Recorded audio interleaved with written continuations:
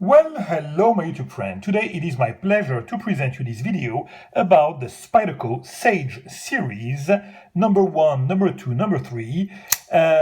You might find this video to be odd. If you follow me on Instagram or on YouTube, you have noticed that for the better part of the last year, I've been only collecting high-end, custom knives and everything. So basically, I was more like presenting my new acquisition than doing any kind of new review about production knives.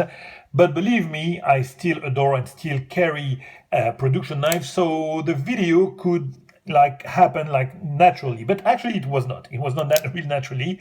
I had a couple of people that were asking me to make this kind of video again, and some of them told me actually that they wanted to have the review about the Sage Dose knives, and they didn't find it. And for some reason, I made a video again, I don't know, it was a year ago, about this series, and it totally disappeared from YouTube, which is totally crazy and uncanny. I cannot explain that, but this is how it is.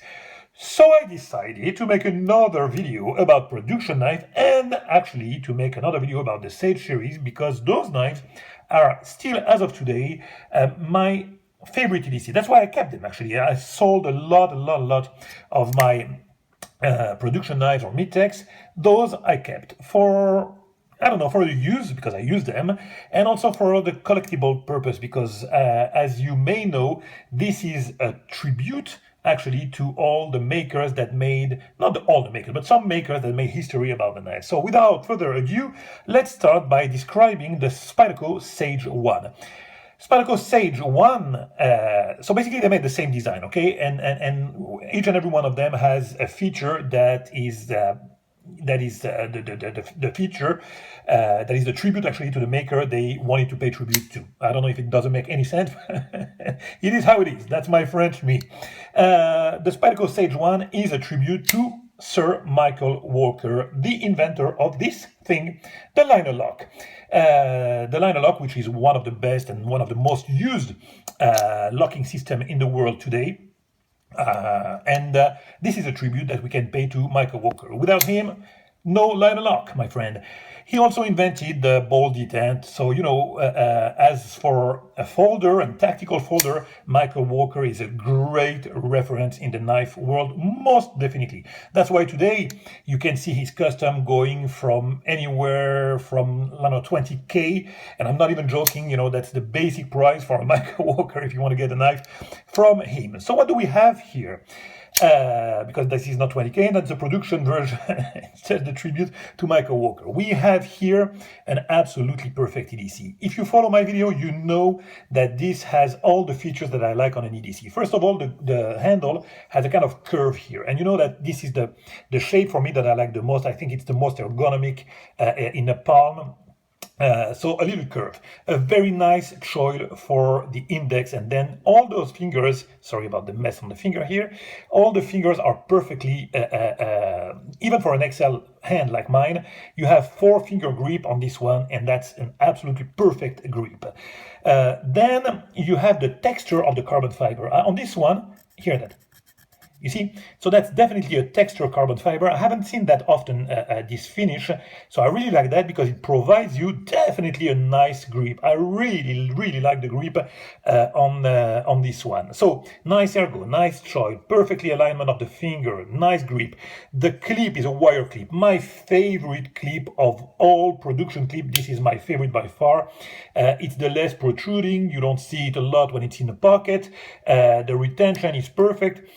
You can, you know, put it with just a small, you know, milling like that, no hole on the handle. I hate hole on the handle.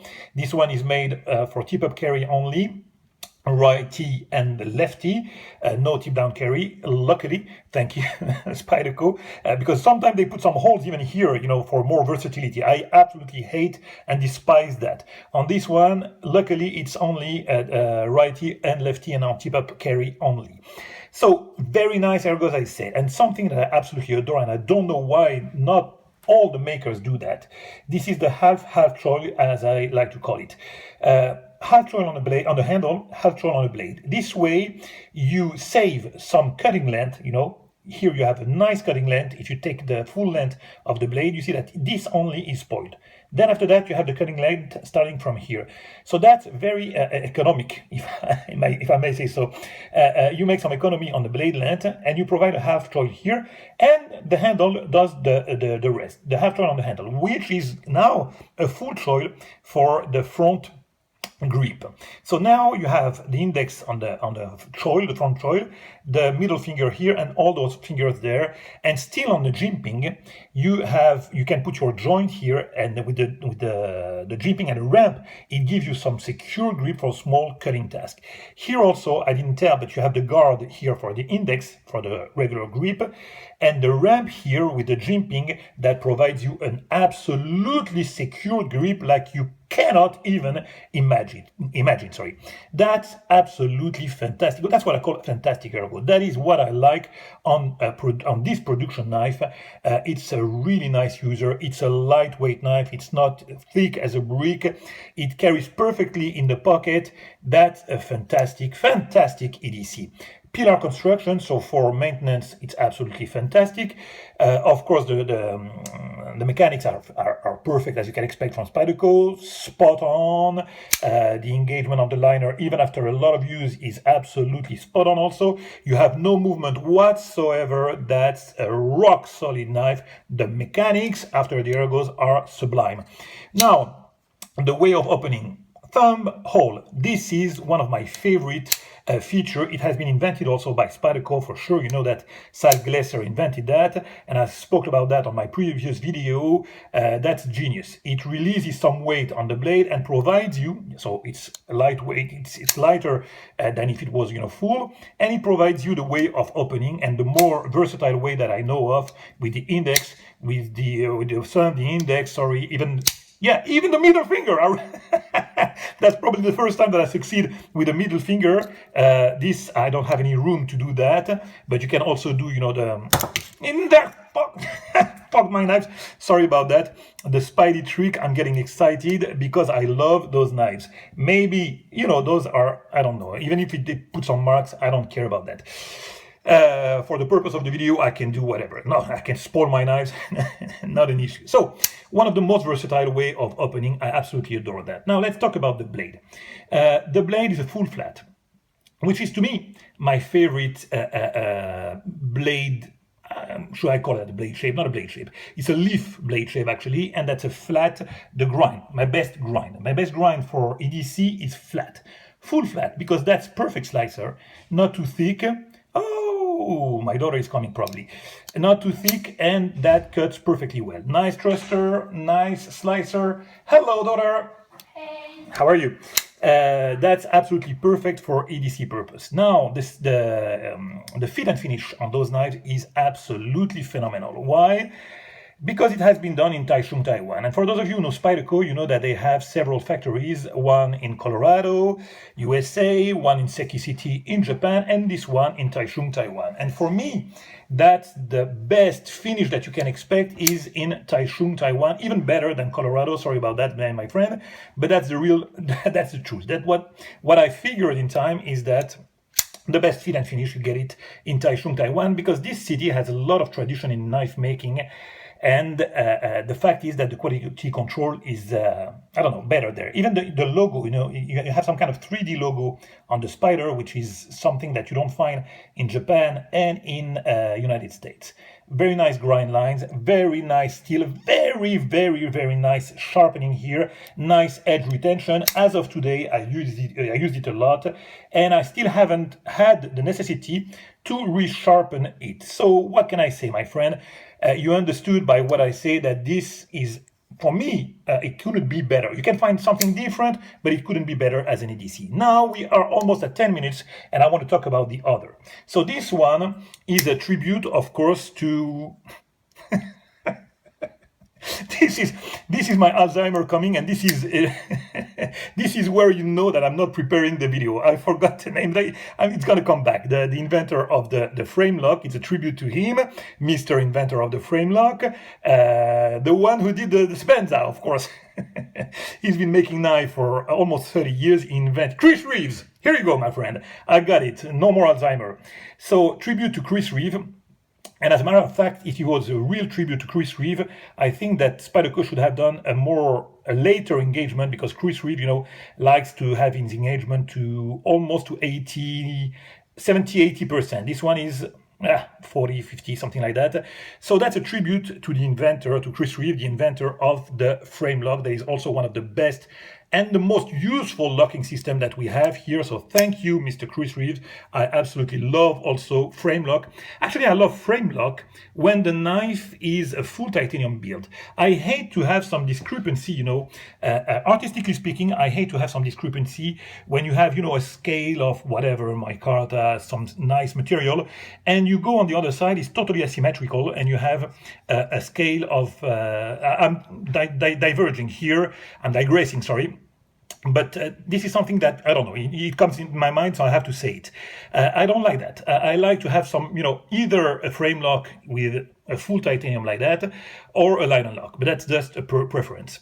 So that's a tribute. It's the same knife, basically. If you like better Chris Reeve and the frame lock, go on this one. It has less texture, of course, because it's a full titanium, so it's less gripping than this one, but, it's a frame lock. So if you want to go, if your heart is more on the frame lock, go for this one. The same can be said about this one than the other.